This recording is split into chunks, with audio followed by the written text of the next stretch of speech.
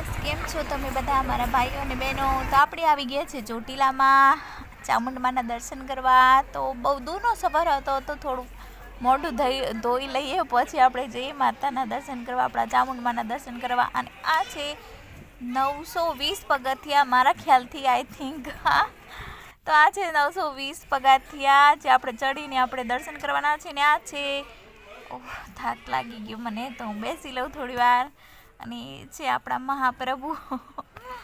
અને આ છે ચોટીલા ગામ, જ્યાં 20,000થી ઉપર પબ્લિક ધરાવતું સિટી છે, મોટું છે.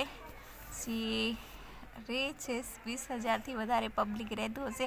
અને આ છે સીડી, જે સરસ મજાની સીડી છે, જે તડકો કે ચોમાસું હોય તો વરસાદ ને શિયાળામાં સરસ મજાની સુવિધા છે. શ્રદ્ધાળુઓને બિલકુલ તકલીફ ના થાય. તો ચલો આપણે જઈએ મંદિરમાં.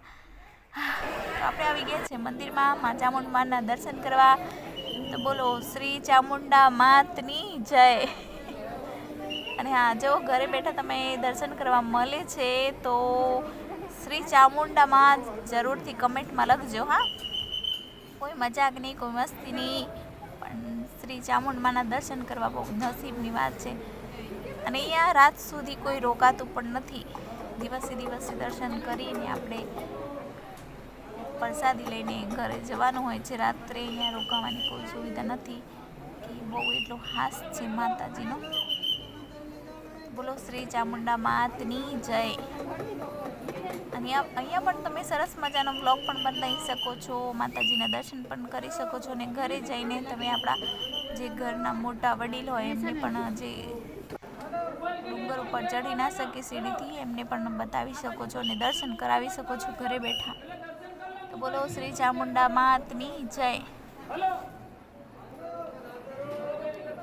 ને આપણા છે આયુષી, અને આપણે આવી ગયા છે બહાર, કારણ કે એવું કહેતા હતા કે વિડીયો ના લેવાય અંદર બહુ વાર, પછી આવજો. માતાજી હું મળતા ઉભે હોય. હવે આપણે જઈએ છીએ અંદર. આ છે ભોયડું, જે મંદિરની જસ્ટ નીચે છે ભોયડું. તો અહીંયા પણ માતાજી બિરાજમાન છે. તો ચાલો આપણે જોઈ લઈએ કયા કયા માતાજી છે અને આપણે દર્શન કરી લઈએ બધા માતાજીના.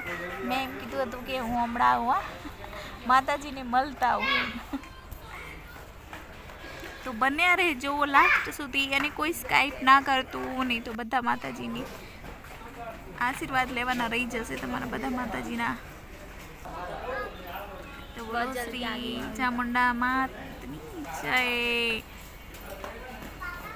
પાછી આપણા જો જવારા વાવેલા છે, ચાલે ગઈ બાપાની દર્શન કરી લો ભાઈ બહેનો ઘરે બેઠા.